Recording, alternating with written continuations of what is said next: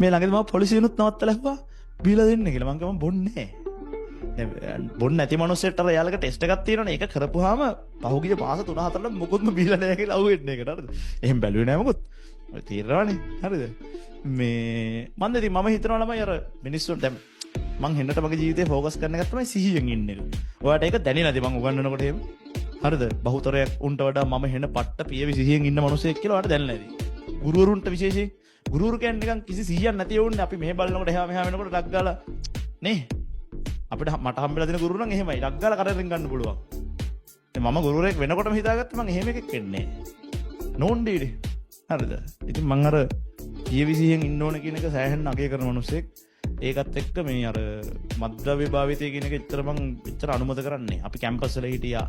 අපේ කාමරවල දුම් පිරීලා තිබ්බා. සමහර සිගරට් ගහලා ඒ අවුලක් නැහැ. ඉතින් අනිත් එක බොන එකට මට කරන්න දෙයක් නැහැ.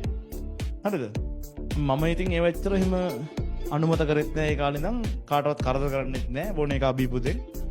එච්චරයි. ඌ මට පොවන්න හදන්නෙත් නැහැ. හරිද? උන්ට බොන්න ඕන නම් මං අරන් දෙනවා. හරි that's it. හරිද?